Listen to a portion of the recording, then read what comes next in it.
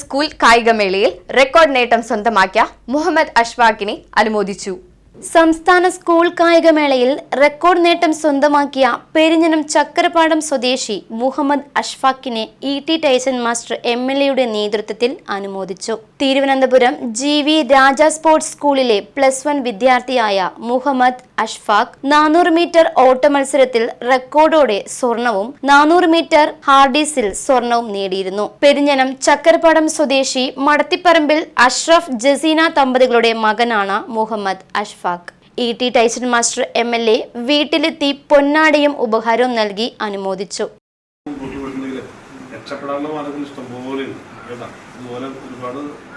മറ്റ് സർവീസുകളൊക്കെ നമ്മൾ വിളിക്കുന്നുണ്ടെങ്കിൽ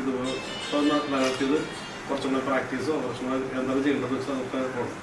അപ്പൊ ഞങ്ങൾ മനസ്സിലാക്കുന്നത് നിന്റെ ഈ സാധനം ഏറ്റവും അവസാനം വരെ നിൽക്കുന്ന മട്ടിലാണ് അല്ലെ, ഏറ്റവും ഉയർന്ന രീതിയിലുള്ള ഒരു ഇത് പറഞ്ഞിട്ടുണ്ട്.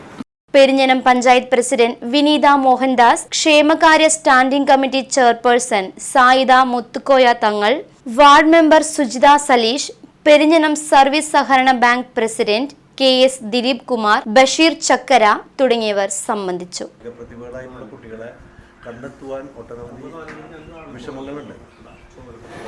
അവരുടെ ഗ്രാമീണ അന്തരീക്ഷം, അതേപോലെ തന്നെ വീട്ടന്തരീക്ഷം, അവർക്ക് എത്രത്തോളം ഈ പ്രതിഭയായി ഉയരുമെന്നുള്ള ആ കഴിവിനെ കുറിച്ചുള്ള സംശയങ്ങൾ അതെല്ലാം തന്നെ നമ്മൾ അഷ്ഫാഖിനുണ്ടായിരുന്നു.